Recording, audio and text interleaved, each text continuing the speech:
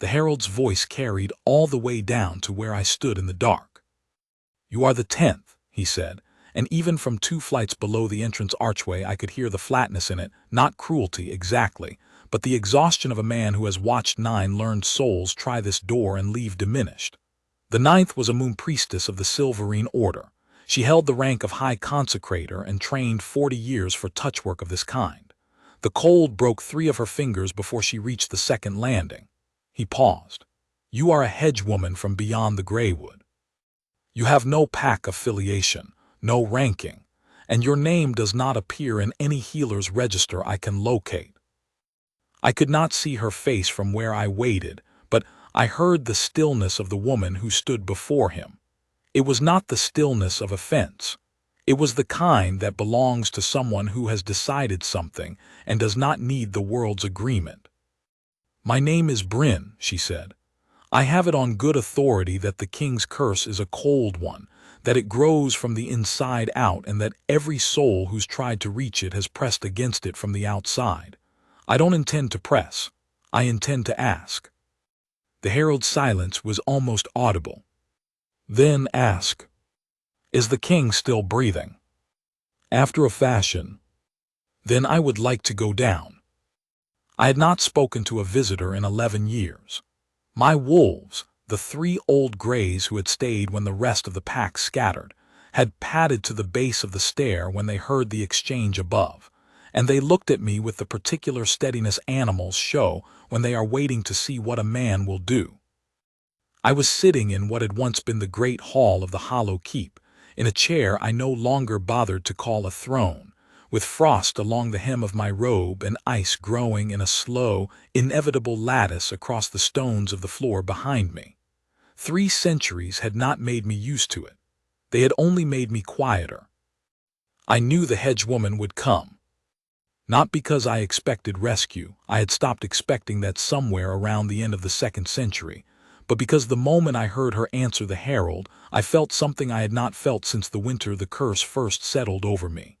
A faint pressure, high in the chest, as though a door I had forgotten existed was standing slightly ajar. I thought at first it was the cold shifting. Then I thought it was memory. I let it be what it was and waited. The Hollow Keep had been beautiful once.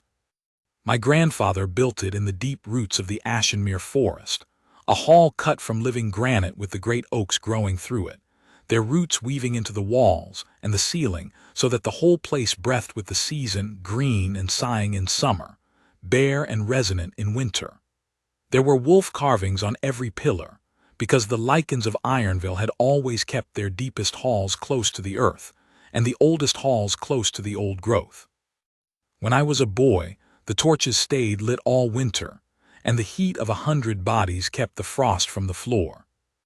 My father's wolves ran in the corridor at festival time, and the noise of it, the howls and the laughter and the harp notes bleeding out through the root gaps into the forest above, was the sound of a living kingdom. Now there were 3 old gray wolves, 1 guttering torch I had not touched, and me. The cold had begun the night Marit placed the curse. She had come as a petitioner, a woman of the forest packs, very beautiful, very still, and I had been young and not yet wise enough to know the difference between a stillness that is peace and a stillness that is waiting. She asked to be my Luna. I told her gently that I did not feel the bond. She asked again, less gently. The 3rd time she asked, it was not a question. I told her the answer was no, and that it would remain no, because a bond cannot be manufactured from will alone, however strong the will. She looked at me for a long moment, the way people look when they are filing something away for later, and she left without another word. The curse came 3 days after. It arrived as a cold I could not shake, settling first in the hands, then the chest, then the marrow. By the 1st week I could feel it spreading outward from me into the stone, and by the 1st month the frost had reached the pillars. The Ashenmere wolves, who had always slept at the base of the hall, could not stay. The cold in the floor hurt their pads. The pack moved to the higher holds. The court found reasons to spend their time above ground. My brother Aldrich tried to stay and lasted 1 winter before I made him leave, because watching someone you love flinch at the cold you carry is its own particular cruelty. I did not blame any of them. I kept the hollow keep because it was mine, because it had been my grandfather's, and because it seemed right that if I carried cold I should carry it somewhere it could do the least harm. I sent word to Aldrich in the holds above, "Govern Ironville. Keep the pack whole. Do not waste the kingdom waiting on a cursed man who has no timetable." He sent healers instead. The first one came in the 47th year, a renowned touch healer from the coastal packs. She was brave and skilled, and she lasted 4 hours before the cold reached her wrists. The second was a wolf singer, the third a bone setter of unusual gifts. The fourth and fifth came together as a pair because they believed dual resonance could counter the curse's frequency, and they left together supporting each other's burned hands. The sixth and seventh were moon priests of ascending rank, and the eighth was an old woman of the northern holds who had broken a blood curse in the eastern mountains, and came because she said she owed Ironville a debt. She reached further than any of them. She placed both palms on my chest and her eyes went very wide, and then the cold took her and I had to carry her to the stair myself. She was not seriously harmed, but she did not come back. The ninth, the moon priestess of the Silverine Order, was Aldrich's final attempt. He had spent years arranging her visit. She arrived with an escort of 12, performed 3 days of preparatory ritual in the forest above, descended alone, and held the approach for 11 minutes before she told me, very calmly, that the curse was not hers to break, that it had a shape she recognized but could not name, and that when she found the right name she would send it to me in a letter. I was still waiting for the letter. 3 frozen gray wolves, 1 guttering torch, 11 years of quiet. Then Bryn. I heard her on the stair long before she appeared, not because she was loud but because she was the only sound. The hollow keep had its own acoustics. The root walls carried vibration the way water carries heat, and I had grown so attuned to the specific silence of the place that a single careful footstep arrived in the hall like a stone dropped in still water. She was moving slowly, not hesitantly, slowly the way someone moves when they are paying attention. The 3 gray wolves rose from where they'd been lying and turned toward the stair. They did not tense. They simply turned, the way they sometimes turned when I came back from the upper passage, with recognition they hadn't earned yet. She appeared at the base of the stair and stopped. For a moment she simply stood and looked. I had learned over 3 centuries that people's first sight of me under the curse produced one of 2 reactions: a very careful attempt to arrange their expression, or a very involuntary step backward. She did neither. She looked at the frost on the walls, the ice along the floor stones, the cold light coming off the pillars, and her face was the face of someone taking inventory. Then she looked at me, and the inventory stopped. She was not grand in the way the moon priestess had been grand. She was not arrayed in healer's white or carrying the tools of the trade. She wore a rough-woven gray cloak, the kind favored by those who move through deep forest, and her hair was dark and practical, and she had a satchel at her hip that I later learned held plant specimens, a journal, and a knife for cutting stems, not for ceremony, just for work. She was perhaps 30 years old, and the only thing about her that was arresting was her eyes, dark and direct, and holding the kind of quietness that, when I had last encountered it 300 years ago, I had been young enough to think was ordinary. I had since learned it was not ordinary at all. Quietness of that order is something a person arrives at, not something they are born with. It requires a considerable amount of difficulty, passed through without breaking. "King Cadron," she said. "You are the 10th, I told her. I did not mean it as discouragement. It came out gentler than I intended. "I know." She looked at the gray wolves who were still watching her. Then she walked forward, unhurrying, and crouched down in front of the nearest one. She held out her hand, palm up. The old wolf, his name was Gren, and he had stayed when the others fled because he was too old to care about the cold and too attached to care about anything else, put his gray muzzle into her palm. He had not done that with any of the 9. I did not say anything. She stayed crouched for a moment, her hand against the old wolf's muzzle, and when she straightened, she was looking at me with a different quality to her attention. "They've been with you the whole time?" she asked. "Gren has been here since the 43rd year. Sable and Wynn came together in the 81st. They don't feel the cold the way the others did." "Because they chose it," she said, "not a question." "I've wondered the same thing." She looked around the hall again, not with pity which I could not have borne, and not with the professional assessment of the Moon Priestess, which had felt like being diagnosed. She looked at it the way someone looks at a place they are trying to understand. The wolf carvings on the pillars, the oak roots threading through the ceiling, the one torch. "This was magnificent," she said quietly. Something moved in my chest, that almost door again, slightly further open. It was. She reached into her satchel and brought out, of all things, a small parcel wrapped in cloth. She set it on the nearest table. The frost had crept across it, but the surface was still flat, and unwrapped it to reveal a handful of dried winter bloom, the small white flowers that grew at the forest's edge in the months when nothing else would bloom. She didn't explain them. She simply set them there open, and they stayed. "You know what I did with the others," I said, "with the Moon Priestess." "I know," she said. The curse had a shape she recognized and couldn't name. Bryn moved to the far end of the hall, examining the root walls with that same attentive care, trailing one hand along the stone. The cold should have burned her. It was burning the air, leaving ice bloom where her breath met it, and she walked through it as if it were weather. She was right about the shape. She was wrong about the name. I went still. "You know what cursed me?" "I know the structure of it. Cold curses of this pattern, and there aren't many. This is genuinely old work, come from grief compacted into will. Someone wanted something they couldn't have, wanted it long enough and hard enough that wanting became a force. It doesn't respond to countering. You can't match cold with heat. It just burns both of you. It responds to," she paused, turning to face me, "to something that was never part of the wanting in the first place."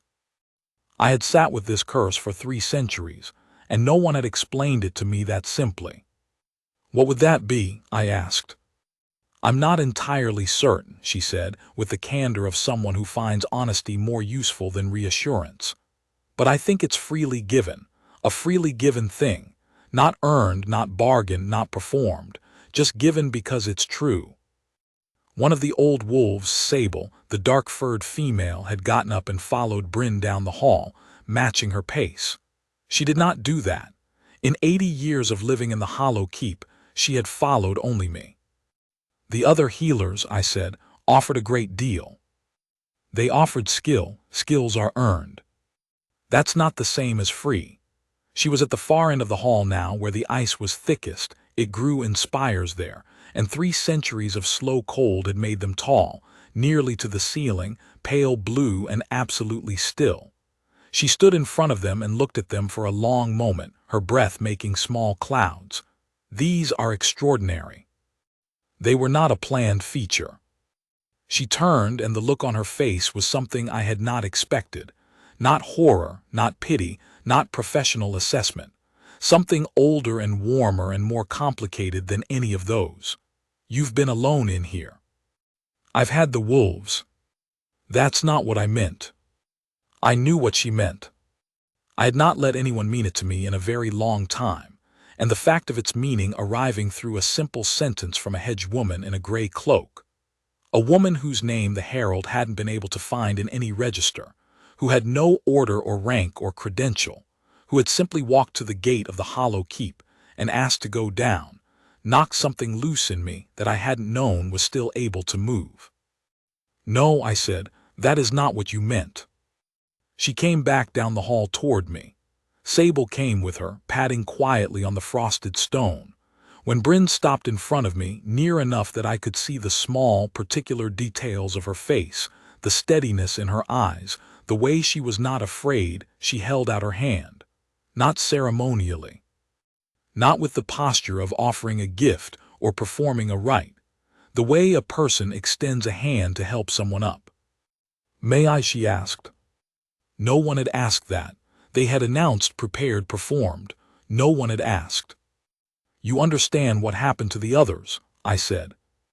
"I understand they pressed in from outside. I'm going to do something different." She kept her hand out, unhurried, waiting for a yes that was genuinely a yes. "You can say no." That undid me more completely than anything else she could have done. I had given 9 people no. I had given Aldrich years of no. I had given the Silverine Order and its moon priestess the most courteous no I could manage, and it had felt like closing a coffin lid from the inside. The choice had always been mine, but it had never felt like a choice because the alternative, watching another person take harm from the cold I carried, had never felt like a real alternative at all. She was asking me as though the answer could be yes, as though she trusted me to know which it was. "Yes," I said. She placed her palm against my chest, over the left side, over the place where the cold was deepest. "I want to tell you what I expected. I expected the cold to push back. It always pushed back, a reflex of the curse like a hand flinching from a flame. I expected the pressure I had felt at the edge of it when others tried, that hard cold resistance like stone under ice. I expected, at some level I had stopped being ashamed of, to watch her pull her hand back burned, and to endure the moment after, and to say thank you and mean it, and to watch her go up the stairs and not come back. What happened was nothing I had a name for. The cold did not push back. It went, and I mean this as precisely as I can, quiet. Not gone, not broken, not overcome. Quiet. As though something in it recognized the hand on my chest and stopped arguing. The silence lasted 3 heartbeats, and then, for the first time in 300 years, I heard my own heart beating. I had not realized I'd stopped being able to hear it. The sound was so ordinary, and so enormous that I could not speak. The cold had not kept me from living. I had gone on breathing and moving, and existing through 3 centuries of it. But it had muffled something at the center of me, and the quiet that had replaced my heartbeat had been so complete and so long that I had stopped noticing the absence. The way you stop noticing a sound that never changes. Now it was back, low and steady and entirely mine, and the warmth that came with it was not heat. The ice on the walls did not melt, the frost did not retreat, but something deeper than heat. The warmth of knowing a door you'd forgotten was there had opened from the other side. Bryn's hand was still on my chest. I looked at her and she looked at me, and her expression told me she felt it too, not the same thing, something adjacent, something coming from her own center outward to meet what was coming from mine. A completing, the way 2 halves of a broken thing find each other's edges and rest. The mate bond is not what the songs describe.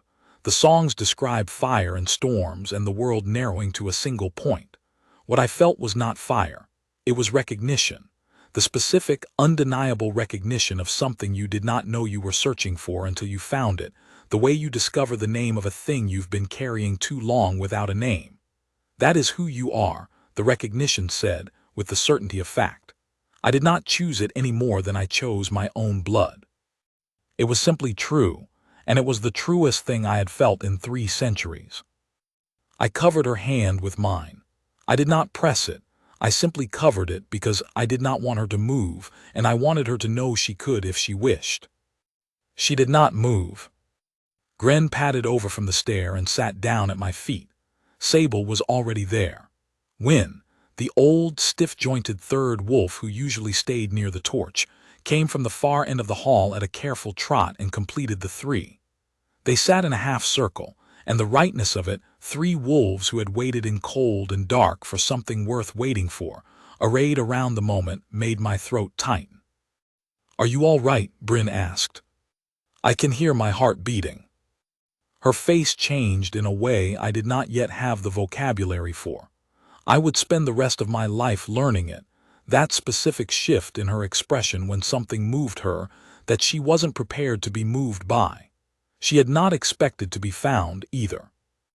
"The curse isn't broken," she said, with the same honest care she had shown from the first moment. "You know that. It will take more than one." I know. I did know. The frost was still on the walls, the ice spires still stood at the end of the hall, the cold was still in my marrow. The bond had not dissolved the curse the way water dissolves salt. What it had done was something more specific. It had shown the curse a contradiction it couldn't resolve. A cold born of wanting what cannot be freely given, meeting something freely given and not knowing what to do with it. I know it will take time. I've had time. I looked at her. The question is whether you are willing to have it with me. She looked back at me and I watched her think. Not the brief, polished thinking of someone arranging an answer, real thinking. The kind that goes down into the full truth of a situation and comes back with something that costs. I came because Aldrich's letter said the 9th had failed and there would be no 10th, she said. That he was closing the stair, that the king had asked him to. She paused. I came without permission or invitation because I have been gathering information about cold curses of this structure for 12 years, and I believed I understood something the others didn't. I came because I am a healer and this is the oldest unreached curse in the known packs, and that matters to me professionally. She held my gaze. I would be dishonest if I told you none of those things were true. They are not disqualifying. No, she agreed, but they are not the only reason I came, and I would not want to let them stand as if they were. She was quiet for a moment, and in the quiet the 3 old wolves breathed and the frost glittered and the single torch wavered. I dreamed about this hall, she said finally, very low, for 3 years. I dreamed about it and told myself it was the work, that 12 years studying curse structures leaves traces in the mind. I told myself that every time I packed to come, and then found a reason not to. She looked at the winter bloom she'd left on the table. I stopped finding reasons 6 days ago. I thought of the weight I'd felt when I heard her voice from the stair. The door slightly ajar. 3 years is a long time to dream about a place you have never been. I had been in this hall for 3 centuries, and I understood what it means to be held somewhere by a force you cannot name. Stay, I said. Not for the curse or not only for the curse. Stay because I would like to know you. Because the bond is true and I believe you feel it, and I have no intention of pressing any claim that is not freely given. I thought of what she'd said about the curse, that it could not be countered, only met with something free. I thought it was possible that the same principle applied to everything worth having. Stay as long as you choose, go if you choose, but stay tonight at least. Let me build a fire that is not the torch. She looked at the guttered torch. A faint, complicated amusement moved across her face. I noticed that, she said.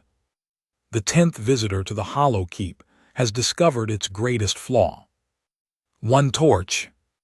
The others never made it far enough to comment. She laughed. It was a small laugh, surprised out of her, unguarded, the kind that belongs to a person who doesn't laugh often enough but doesn't know it. The sound of it rang in the root walls of the Hollow Keep, and the 3 gray wolves all turned their heads toward her at once, ears up, alert with a good alertness, the kind that comes from recognizing something that belongs. I had not laughed in 11 years. I found that I wanted to. The first thing I did was build a proper fire. The hearth at the end of the hall beneath the greatest of the oak roots had not been lit since the pack left, but the stone was sound and the flue clear, and with 2 hours of work and wood from the upper passage, I had a fire that lit the carven wolves on the pillars and sent shadows traveling up the roots toward the ceiling. The warmth did not reach the far end. The ice spires stood unmoved. But in the circle of the hearth's reach, the frost retreated a hand's breadth, and the stones dried, and the 3 old wolves arranged themselves with the contentment of animals who have been cold for a long time and are very glad to be less so. Bryn had explored the whole hall while I worked, with the careful, methodical attention she gave everything, occasionally making notes in her journal, and once stopping to press her palm flat against a root that had grown through a pillar crack, her face intent, as though listening to something. The winter bloom she'd left on the table was still there. In the firelight it looked less like a medicinal specimen and more like something placed with intention. We ate from the supplies in her satchel. She had packed for several days, with the practical foresight of someone who did not expect to be rescued. Sitting on the hearthstones with the fire between us and the wolves distributed at our feet, with the easy confidence of wolves who know they have finally sorted themselves into the right arrangement. She told me about the 12 years of curse study, about the small pack in the Greywood where she had been born, and from which she had eventually wandered, about the handful of cold curses she had broken before this one, smaller, simpler, and what she had learned from each failure as well as each success. She talked about her work the way people talk about things they love, without performing the love, just showing it by the precision and warmth with which every detail was handled. I told her about the hall, not the curse, she knew the curse, but the hall, what it had been. My grandfather's voice, which had been enormous, and how it had carried off the root ceiling during festivals so that the whole forest above must have heard it. My father's wolves, the great Ashenmere pack, who had ranged the forest for 500 square miles and known every inch of it and made it safe. My brother Aldrich's face when I told him to leave, the specific look of someone swallowing an argument they know they won't win, and hating the swallowing, and doing it anyway because they love you. The way the hall had sounded in summer, when the roots were green and the walls breathed. She listened the way she did everything, fully. No part of her attention went anywhere else. It was very late when she finally asked the question I had been waiting for her to ask since she came down the stair. "When I touched you," she said, "what did you feel?" I told her. Not the bond, she felt that herself. She didn't need my description of it. I told her about the door, the one that had been standing slightly ajar from the moment I heard her answer the herald above, and swung open when she asked if she could place her hand on my chest, and after 3 centuries of being unable to hear my own heartbeat, was now simply open, without ceremony, without anyone having formally announced it. I told her that I did not know what she was to me before she came down those stairs, but that I knew now with the certainty of something that has been true for a long time and only recently been named. She was quiet for a while after that. The fire moved and the wolves breathed, and somewhere in the roots above us, the Ashenmere forest creaked quietly in the night wind. "I am not afraid of the cold," she said finally. "I want you to know that. Whatever this takes, the time, the work, I am not afraid of the cold." "You should be," I told her honestly. 300 years of it has given it considerable depth. "I know," she looked at the fire. "I've been afraid of other things my whole life. The cold has never been one of them." What she was afraid of, she told me in pieces over the days that followed, days she stayed, and did not go. She was afraid of leaving things unfinished. She was afraid of the particular loneliness that comes not from being alone, but from being surrounded by people who see you only as a function, a role, a healing woman who can be useful and then politely not noticed. She was afraid that the 12 years she had spent studying curses had been, at some level, a way of keeping herself occupied so she would not have to think about the fact that she had not stayed anywhere long enough for anything to take root. I understood this. I had stayed in one place for 3 centuries, and I had still not let anything take root. There is a particular conversation that happens between 2 people who have each, in their different ways, become practiced at existing without being fully present in their own life, who have found the habits of distance that allow them to function, but keep the real warmth from reaching. When those 2 people find themselves unable to use the usual habits on each other, because something in the other person keeps slipping under the armor before it can be deployed, the conversation is not always comfortable. It is very alive. We had that conversation across 3 days and 2 nights, in the fire-lit hall under the Ashenmere roots, with the old wolves as witnesses and the frost retreating degree by degree from the stones nearest the hearth. We argued about the nature of the curse, because she had a theory about the sequencing of the break, and I had a century of observations she had not accounted for, and we were both right about different things, and we each had the pleasure of discovering which part was which. We sat in silence that was not the cold kind. We told each other things that required trust, and the trust was not a leap. It was simply present, the way the bond was present, as a given rather than a construction. On the third morning, Aldrich came. I heard his party at the top of the stair. Not just him. A full company, 8 riders who had descended to the Ashenmere Valley on horses that clearly wanted to be anywhere else. His footsteps on the stair were fast, and I was on my feet before he appeared at the base, because the speed of his descending could only mean one thing. "The herald sent word," he said, and then he stopped. He looked at Bryn, who was sitting cross-legged on the hearthstones with her journal open and Sable's head in her lap and Gren stretched out beside her, and he looked at the fire, the actual fire, the wooden flame fire, the fire that had not burned in this hall in 80 years, and he looked at me standing in the light of it, and his face went through several things at speed. "You are standing in the firelight," he said, to make sure of it. "I am." "Gren," said Aldrich carefully, "is sleeping on someone's foot." "He appears to have adopted that habit in the last 3 days," Bryn said. "I've tried discouraging him. He's unconvinced." Aldrich stared at her. He was 7 years younger than me, though of course the curse had kept me the age I was when it settled, and he had aged in the normal way. So he looked the older of us now, a broad-shouldered man in his 60s with gray at his beard, and the bearing of someone who has governed a wolf kingdom for 300 years, and is moderately tired of it and will not say so. He looked at Bryn, as if he was trying to determine what category of person she was, and finding that none of his categories quite fit. "You came without an invitation," he said, not unkindly. "I did," she said. "Your letter said there would be no 10th. I thought that was premature." "You are a hedge woman from beyond the Greywood." "I am." The 9th visitor was a moon priestess of the Silverine Order. She broke 3 fingers and went home. "Yes, I know." She closed her journal. "The method was wrong.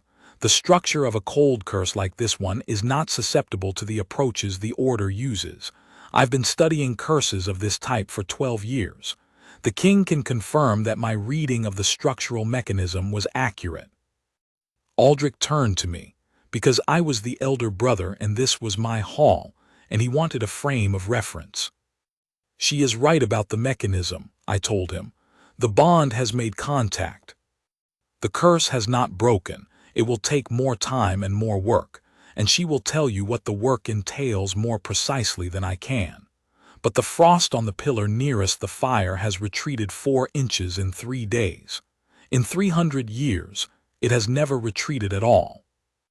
My brother looked at the pillar. He looked at the 4 inches of clear, dry stone at its base.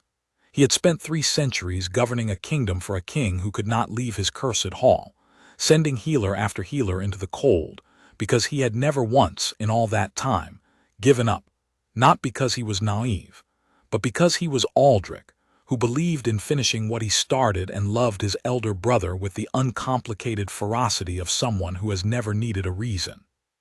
He sat down heavily on the bench nearest the hearth. One of his soldiers, who had followed him down, looked at the frost walls and back at their commander and elected to stay near the stair. 300 years, Aldrich said, not to either of us in particular. 4 inches. 4.5, Bryn said. "I measured this morning." He looked at her again, and this time the look was something different, assessment giving way to something quieter. He was looking at her the way I had looked at her the first time she crouched in front of Gren, trying to understand the specific quality of a person who had no credential or rank or formal standing, and was sitting in the coldest, most cursed hall in the north with a wolf asleep on her foot, measuring the progress of a 300-year-old curse with the patient confidence of someone who expected to be here for the work. "What do you need," he asked her, "to continue?" "Time," she said, "and possibly more firewood." The corner of Aldrich's mouth moved. He looked at me. "She is your mate," he said. It was not a question. The bond was visible to any Lycan who had eyes for it, and my brother had spent 3 centuries hoping for exactly this and knew the look of it. "She is," I said. He looked at Bryn, who had met his eyes with the same steadiness she met everything, and he said, "The pack of Ironville is in your debt, whatever you need, for as long as you need it. If you break this, you will have the gratitude of every soul above this forest." "I'm not doing it for gratitude," she said. "I know," Aldrich said. "That is precisely why it's yours." He stayed 2 hours. He met with me at the far end of the hall in the old way, with the table between us and the fire behind him. The fire, still burning, which kept catching his attention and breaking his official face. And I told him the structural theory, what Bryn believed about the mechanism and the sequencing, what I had observed in 3 days that confirmed it. He asked careful questions, as he always had, and made notes on the back of a supply order because he had not brought paper, and the irony of 3 centuries of preparation for this moment not including paper was not lost on either of us. He also looked at me the way brothers look at each other when something they have been waiting for has finally arrived, and neither of them wants to make too much of it for fear of startling it away. I let him look. He had earned it, 300 years of governing, sending healers, sending firewood, sending letters, keeping the pack whole, keeping the faith. The least I could do was let him look. Before he left, he spoke to Bryn alone for 10 minutes in the corner near the winter bloom. I did not ask what they said. She told me afterward. He had asked about her family and her pack, and she had told him honestly, and he had said that none of it mattered to Ironville.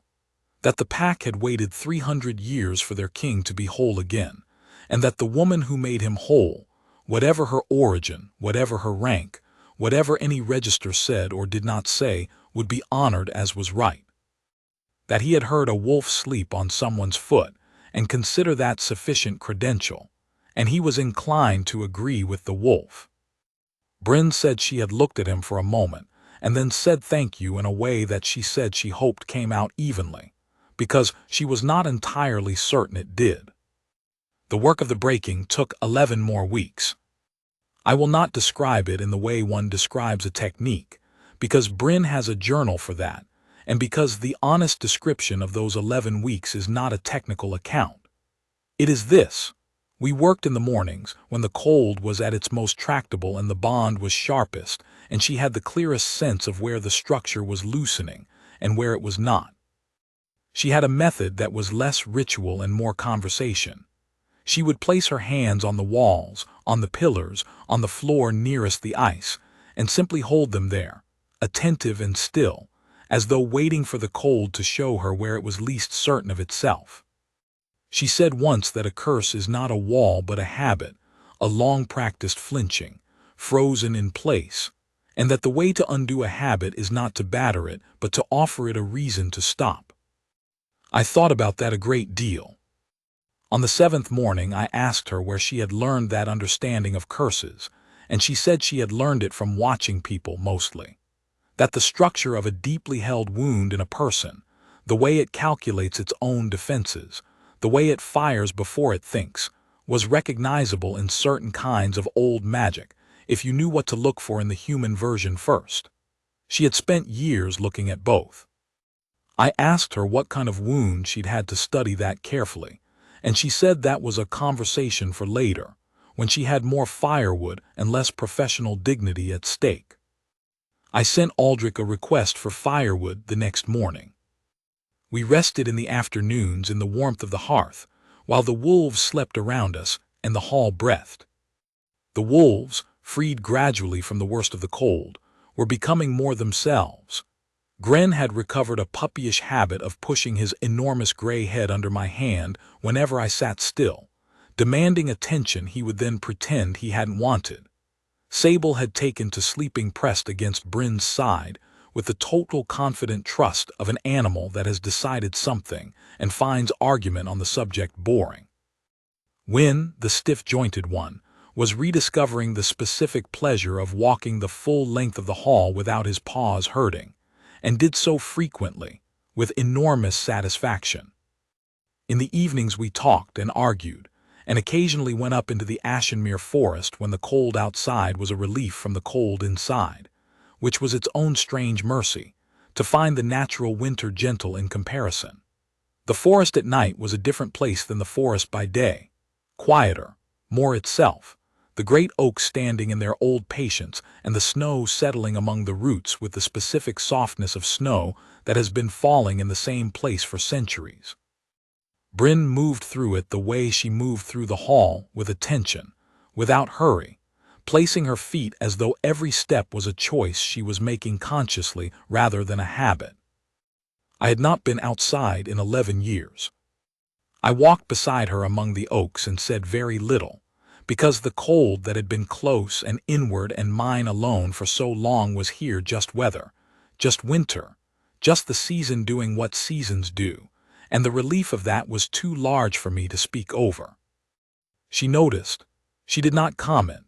She walked and occasionally pointed out something worth seeing, a frost pattern on bark, an owl sitting motionless on a high branch, the shape of an old wolf track half filled with new snow, and I looked at the things she pointed to, and it was enough. On the 14th day, she told me about the wound. She had been born in a small pack in the Greywood, as she'd said. Her parents had been good people, and she had been loved without question as a child, which she acknowledged was a considerable privilege, and not something she took lightly. The wound came later, and sideways, as the worst ones often do.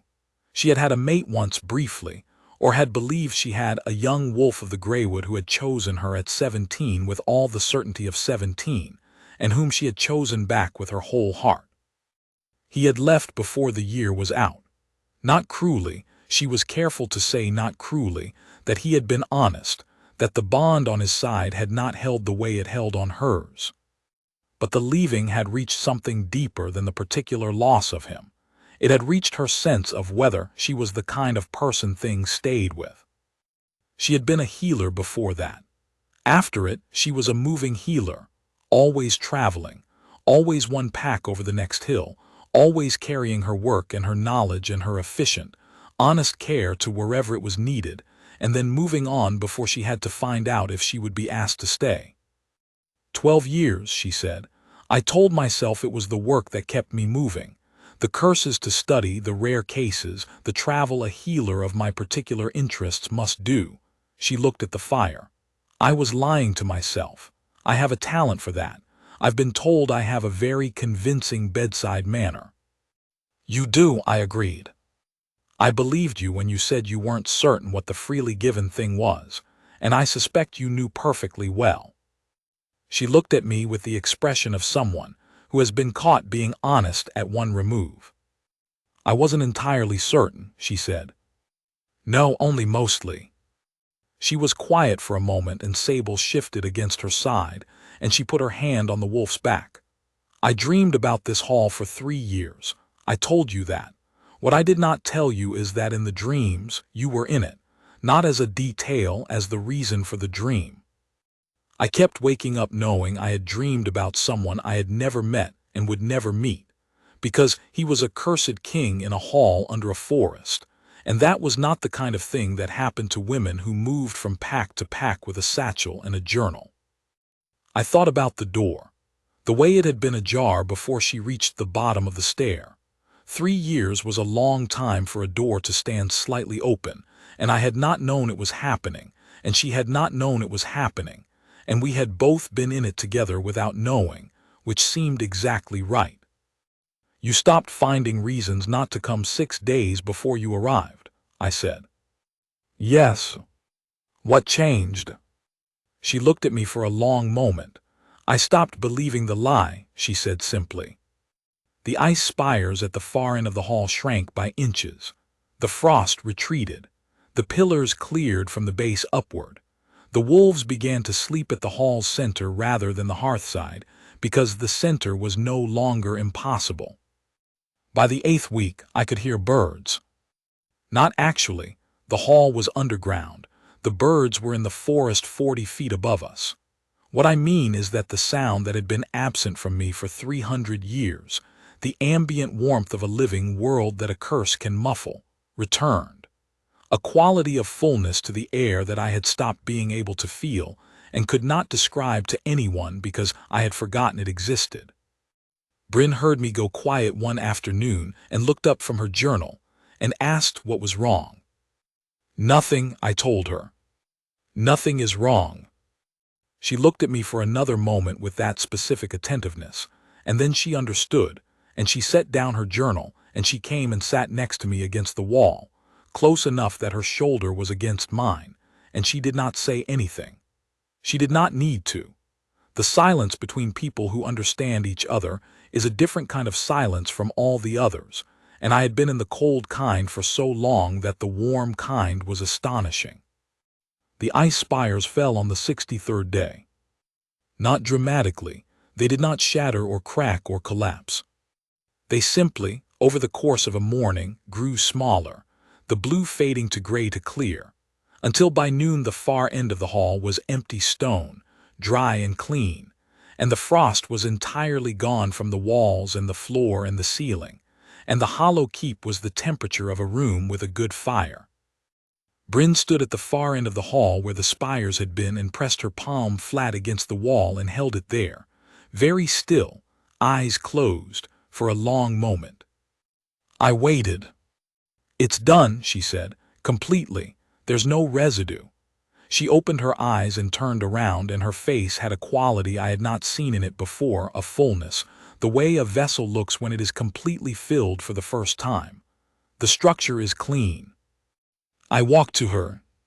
The floor under my feet was simply floor, stone, the good granite my grandfather had cut from the Ashenmere bedrock, solid and dry and mine without qualification.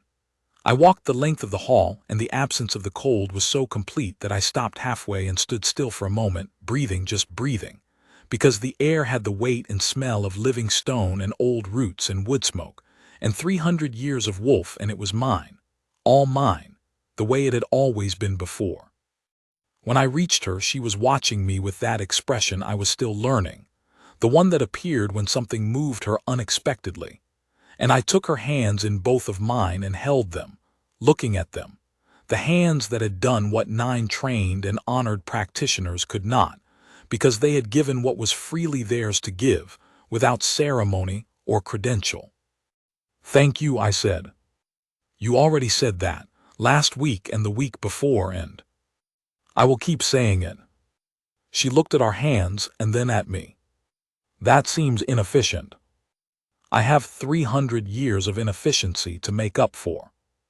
She laughed again, that small surprised laugh, the one that came from somewhere genuine, and I thought that if I could hear that sound once a day for the rest of my life, I would consider myself very fortunate, which was a novel and welcome sensation for a man who had not expected to find the rest of his life particularly long. Aldrich arrived the next morning with 50 of the Ironville pack and an escort that filled the Ashenmere Valley. He had, I later learned, been waiting 6 miles north for 3 days with his company standing by, on the theory that when the ice fell he would feel it, and he had. The wolves of Ironville feel their king's condition the way any pack feels the health of its center, and when the cold in the hollow keep finally broke, it moved through the bond lines like a warm wind, and what that felt like to a pack that had been braced against it for 3 centuries was enough to bring Aldrich to his feet from a dead sleep and call for horses. They came down the Ashenmere slope in the early morning, 50 wolves in Ironville gray, and when the first of them reached the hall's entrance archway and felt no cold, they stopped. I could hear the stopping, the specific silence of a large group encountering the absence of something they'd been carrying so long they forgot it was a burden. Aldrich came down the stair first. He stood in the entrance of the hollow keep and put his hand on the nearest pillar, the one the frost had cleared from first, where the 4½ inches of dry stone had been Bryn's first measurement, and the whole length of it was warm. He closed his eyes. He did not speak for a moment. Then he opened them and looked at his elder brother standing in a hall without frost, with firelight on the root walls and 3 very satisfied gray wolves at his feet. And the look on his face was the one I had last seen on him when we were boys, when something vast and good had happened, and neither of us had words for it yet. "Brother," he said. "Come in," I said. "Bring the pack." They came in. 50 wolves filing into the hollow keep for the first time in 2 centuries, looking at the carvings and the roots and the hearth and the dry floor and the absence of the cold that had kept them out, and it was a great deal more than I had expected to feel in a single morning. Bryn stood near the winter bloom on the table. She had not moved to the center of things. It was not her way. She stood where she had placed herself and watched the pack fill the hall with the practical patience of someone who is comfortable being at the edge of things, who has been at the edge of things for most of her life, and has not expected that to change. I went to her. The pack saw me cross the hall. 50 wolves of Ironville watched the Lichen King walk to the woman near the table with the dried winter bloom, and they went quiet in the way that packs go quiet when something definitive is about to happen, because packs understand defining moments better than any other group of beings, and they know to hold still for them. I stood in front of Bryn and I looked at her, and she looked back at me with that steadiness, that particular quietness, and I did not perform what I was about to do. I did not make a speech, because I have never had patience for speeches as a vehicle for the things that matter. I took the cloak from my own shoulders, the Ironville gray, the king's cloak, the one with the wolf seal at the clasp, which I had been wearing for 3 centuries and which was now, for the first time in 3 centuries, warm, and I put it around her. She went very still. "This is yours," I told her, not as a gesture, as a fact. "You are my mate, and this hall is yours, and the pack of Ironville is yours, and every morning I wake in this hall from now until we are both gone, I will know what that means." I held the cloak's edges. I was not speaking loudly, but the hall's acoustics, which had always been excellent, carried. "Whatever rank the registers failed to give you, this pack will remedy. Whatever pack failed to claim you, this one does. You came down those stairs with no invitation, no credential, and no reason the world agreed was sufficient, and you broke a 300-year curse with a freely given hand. There is nothing I can offer you that is equal to that, but everything I have is yours." She looked at me for a long moment. The hall was entirely silent. The 3 gray wolves, Gren, Sable, Win, sat in their half-circle, watching her with the patience of wolves who had waited a very long time and found the waiting worthwhile. "You could have led with the tour," she said. "Show me the carvings. The hall is magnificent. I will show you tomorrow. The wolves are very good advocates for what it's worth. I'll tell them." And the fire was a wise choice. Purely practical. She smiled, not the surprised laugh, something quieter, something that went deeper and took longer, the kind of smile that belongs to a person who has finally, after a great deal of wandering and working and not staying, arrived somewhere that fits the shape of them. She put her hand against my chest, the same hand, the same place, and this time what I heard was not only my heartbeat, but the warmth that had settled in around it like something that was always supposed to be there. "All right," she said, "then I'll stay." Behind us, the pack of Ironville bowed. Not the performed bow of ceremony, not the obligatory deference of a court to a title, but the real thing, the bow that comes from a body when something true has been confirmed, when something waited for is finally here, when 300 years of cold and faith and staying in spite of all of it is redeemed in a single hall on a morning that smells of wood smoke and old roots and winter bloom. Aldrich, at the head of them, had his hand pressed to his heart. The herald who had stood at the top of the stair and told Bryn she did not belong here stood among the 50, and he bowed with the rest of them, and I caught his eye for a moment, and he gave me the specific look of a man who knows he was wrong about the most important thing, and has no argument to offer in his own defense, and I looked back at him with the specific look of a man who does not require one. The winter went on for its usual length that year. The hollow keep remained warm. In the spring, when the oak roots above us put out their first leaves, and the green filtered down through the root cracks into the hall in the particular, shifting light that I had not seen in 3 centuries, Bryn stood at the center of the hall and looked up at it and said nothing for a long time. I came and stood beside her, and we both looked up at the green and the light, and the slow movement of it across the carved wolves on the pillars. And I thought about all the springs I had stood in this hall and seen only frost. 300 years, she said, quiet and wondering. Worth the wait, I told her. She looked at me, and I thought, not for the first time and not for the last, about the door standing ajar, about the pressure in my chest when I heard her answer the herald, that faint, impossible sense of something opening that I had not expected to feel ever again. If I was honest, if I was truly honest with myself about what 300 years without a mate had done to my belief in the possibility.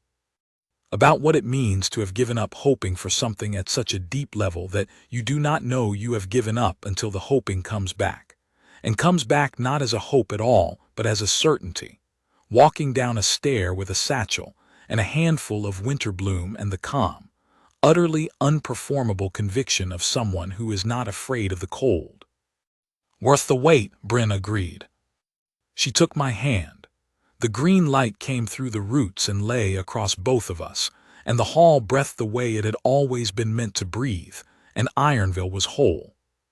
Gren padded over and put his gray muzzle against our joined hands, and Sable came behind him, and Wynne, stiff-jointed and perfectly content, lowered himself with deliberate care onto the warm stone at our feet, and sighed the sigh of an old wolf who has been cold for a very long time and no longer is. There is a thing that happens to people who have lived inside a loss so long they have organized themselves around it, who have built their habits and their days and their sense of what is possible around the shape of the missing thing, so that they are functional and even from a distance, whole. When what was missing returns, the rebuilding is not instant. It is careful and incremental, and sometimes the absence leaves a sensitivity in the place it occupied that is unexpected. A sudden catch at the sound of laughter in the hall, a moment of stillness at the smell of wood smoke, the particular fragility of a joy that has been waited for so long that the waiting itself became a kind of home. I was rebuilding. Bryn was rebuilding beside me, the 12 traveling years beginning to settle, the old wound taking on a different quality now that the bond had reached it, and the roots of the Ashenmere Hall had grown around it, and there was a king standing next to her who understood what it meant to have been unable to stay and was not going anywhere. We had time. For the first time in a very long time, we had time. Not the cold, empty, frost-covered time of the curse's middle centuries, but the kind that belongs to people with plans, with work, with a hall to restore and a pack to know, and a spring already moving through the root cracks overhead. I looked up at the green light, and then at her, and felt the door standing open behind my ribs, wide open now, all the way a door looks when no one has any intention of closing it again. That was enough. It was more than enough. It was, after 300 years of frost, everything.